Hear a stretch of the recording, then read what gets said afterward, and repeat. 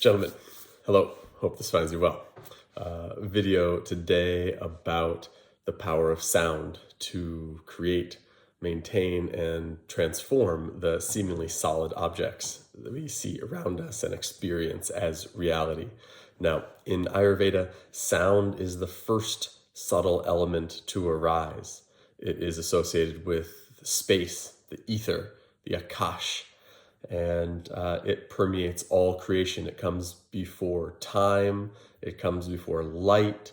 Sound and space are the primary forms of creation, right? In the beginning there was the word, right? God said, let there be light. And so the sound comes first, is primary. It penetrates every other layer of creation.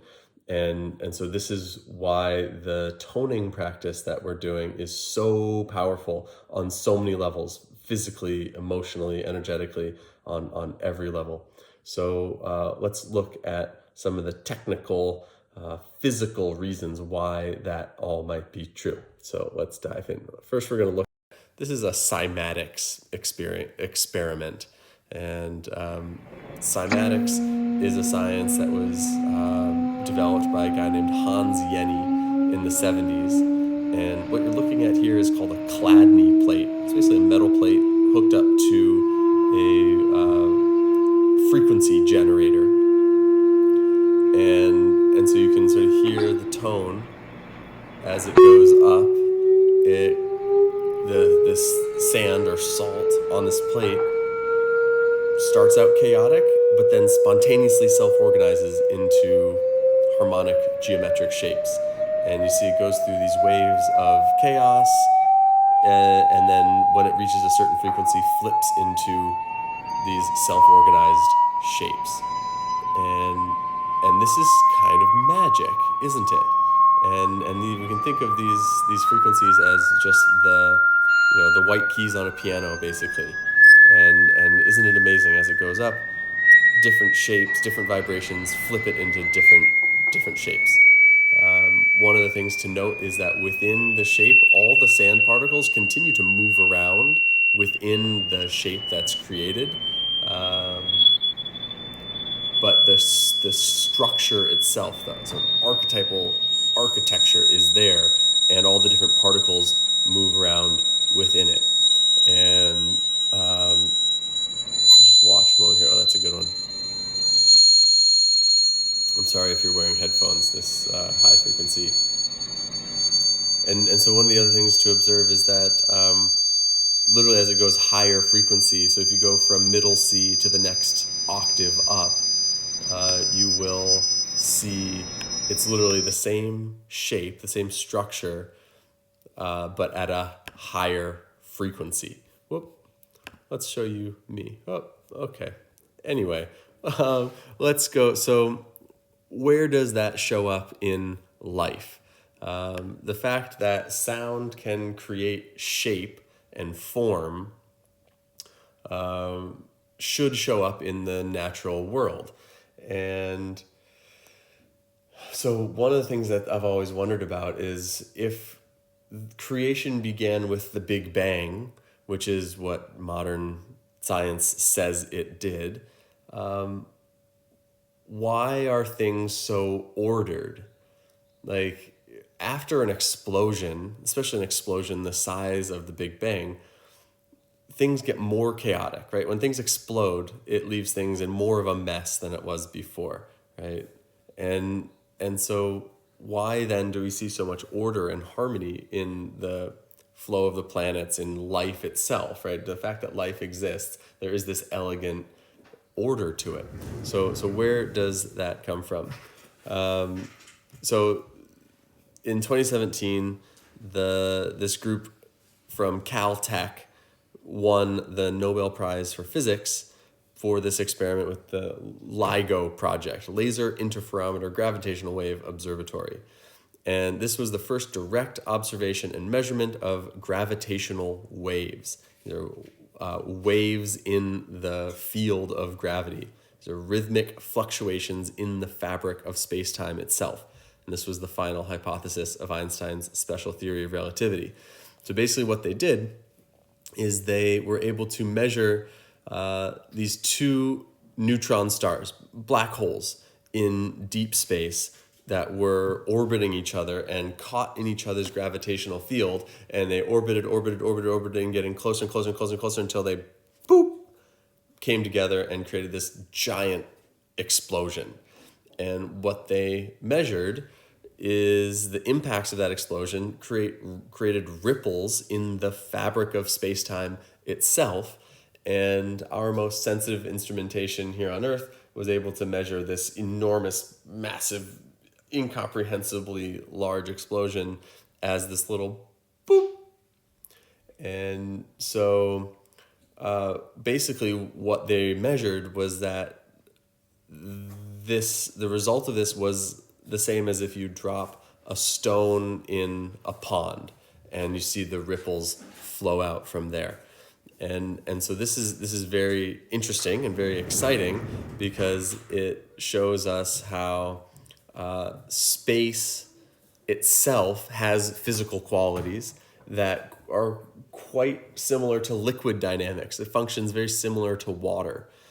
And so if space is vibrating like this is sort of the same as a sound wave, isn't it? And so we should see a certain amount of order. There's another image of that explosion, and this shape, this toroidal field is significant. We'll talk about that later. But if sound vibration, sound waves can create order and shape and geometry, then we should see that reflected throughout space, throughout creation, shouldn't we? There's some nice quotations about ether there, but really want to talk about Johannes Kepler, who in 1619, this is not new or secret information, Kepler publishes his Harmonies of the World, which basically shows how planetary orbits can be modeled according to Platonic solids. So what does that mean? This is his model that he built, or the drawing that he did of these nested spheres, and he did this to represent the orbits of the planets. And see how these there's this outer sphere, and then there's a Platonic solid. This is a dodecahedron, and within that there's another sphere, and so on and so on, all the way down.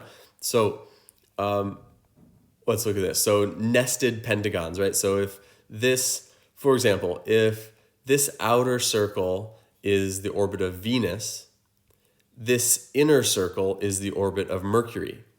And you get it by inscribing one pentagon and then another pentagon on the inside of that. And then the circle that comes within that is Mercury's orbit. Or this is also the same relationship that describes the difference between Earth and Mars's orbit, right? Earth being inside, Mars being just beyond. And so then you can do this, if you do this 3 times, you get the difference of the orbit between Venus and Mars, or Ceres and Jupiter. So there is this elegant geometric structure to the solar system, to the difference in the orbits of the planets. Here's another representation of it, the difference between Mercury and Venus, the difference between Earth and Jupiter.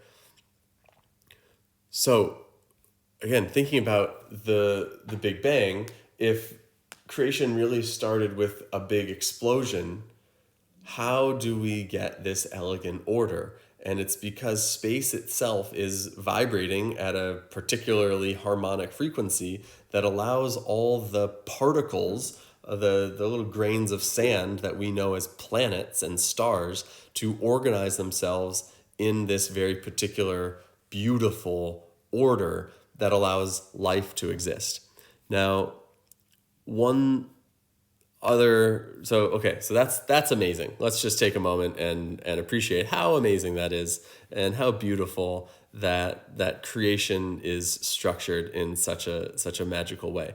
And for me, this is like, if you've ever spent time in nature and wondered at the majesty of a tree, or like there is this, creation is beautiful. And so we're looking at the reasons why, or what's the mechanism of that beauty. And it starts and ends with sound, doesn't end with sound. It starts with sound and these frequencies that create these really beautiful shapes. So the other thing to know is that Earth itself is vibrating, is ringing like a bell. This is the Schumann resonance. And basically between the surface of the Earth and the bottom of the ionosphere, this creates a wave cavity, a resonant cavity where low frequency tones flow. So basically you can imagine this wave bouncing between the surface of the Earth and the bottom of the ionosphere up in the atmosphere, and it creates this standing wave which has the frequency, it has the the wavelength equal to the circumference of the Earth, and so it vibrates at about 7.83 hertz is the sort of basic standard standing wave, and so the Earth itself is ringing like a bell, and this is the principle behind the concept of earthing, where there's the suggestion that one of the reasons humans are so sick these days is that we wear rubber shoes on concrete and we are disconnected from this harmonic frequency. And so the simple instruction is to just walk on the earth in mud or wet grass or anywhere on the earth with your bare feet. And that helps to you then absorb that frequency, and it helps keep you in harmony with life on the planet. So this is the Schumann resonance, the earth itself ringing like a bell. And so, of course, if all space-time is vibrating, then Earth as a particle in space-time moving through its particular orbit, right? Think of that cymatics experiment where the shape, the structure is there generated by the frequency, and the individual particles move through it in their particular orbits. So the Earth is doing that, and the Earth is also vibrating along with it.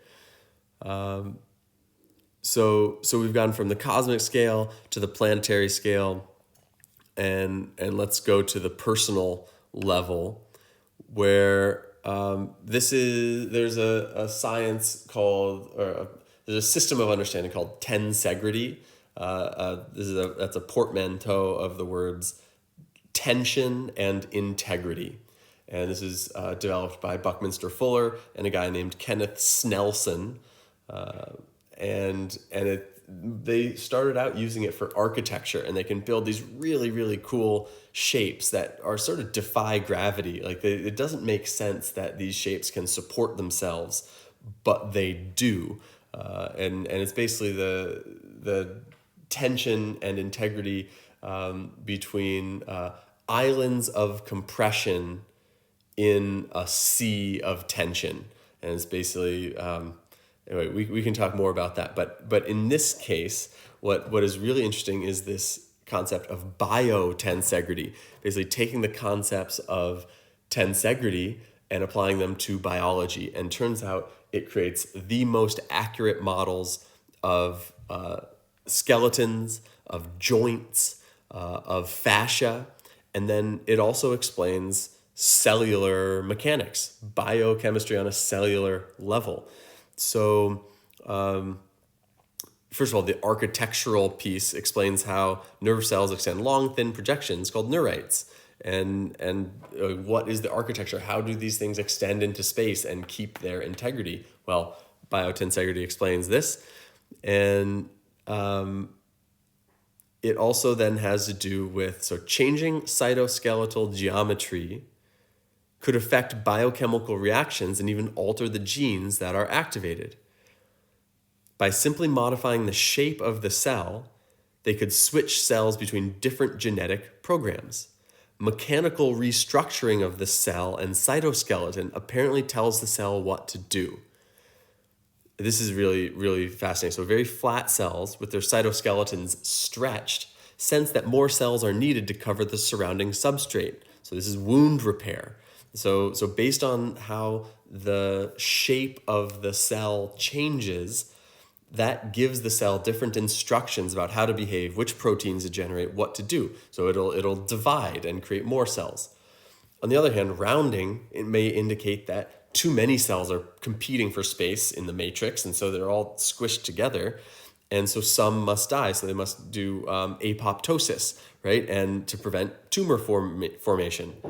And so between these two extremes, this cell division and apoptosis, normal tissue function is established and maintained. So understanding how this switching occurs could lead to new approaches, cancer therapy, tissue repair, and all sorts. The health of cells is the most basic component of health. So if we see that sound has a direct impact on structure and can create geometry, then is it possible that toning or sound can influence the shape of our cells, and that will help them decide which genetic program to run, which proteins to create, whether to divide or destroy itself, right? This starts to be really, really interesting and promising in terms of the mechanism of sound healing, right? We perhaps many of us have seen or heard like sound healing is a big trend, at least in the new age community these days, and so it's all nice, like, oh yeah, let's ohm, let's tone, and the ancients tell us that sound is really powerful, but why, how? And so what I hope I've just shown is some of the mechanisms. Like, for me, it's really satisfying to my left brain to understand that there's a science, there's a very specific procedure by which this sort of metaphysical, magical work happens. And the last thing to think about is how, okay, so Earth is vibrating like a bell, then our bodies must also be vibrating like a bell. And their sound travels much more quickly and efficiently through water than it does through air, right? The speed of sound is relative to the medium through which it travels.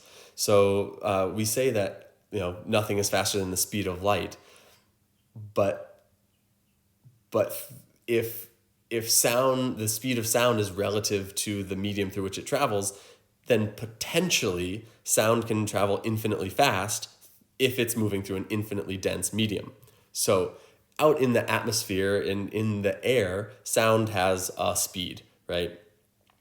Through water, which is a denser medium, sound travels faster, more efficiently. And so when you think of the fact that you are 70% water, your body is built of 70% water, sound is really, really fast, really, really efficient. The earth itself is about 70% water. The ratio of water to substance is about the same on the planet as it is in your individual body. And so I want you to think about this when you're doing your toning practice. Think about the cellular matrix within yourself and the tone that you're creating, the frequency that you're holding, and the cymatic shapes that's creating within your body. This is the most powerful self-healing tool that you have on the most fundamental level. Sound is the first subtle element to arise, and it penetrates every other layer of creation. It's more subtle than earth, water, fire, and air. And so if we want to do epigenetic healing, if we want to restructure our bodies, minds, spirits on the most fundamental level, this toning practice is the place to start. This is why every religious tradition through all history has had singing, sound, mantra, something like that to create the shifts that we seek, that we aspire to. So I hope that's interesting. I hope that's helpful. And I will let me know if you have questions. There's a lot to this. We can go so much deeper, really just scratching the surface here. So let's talk about it. Okay, guys, take care. Talk to you soon.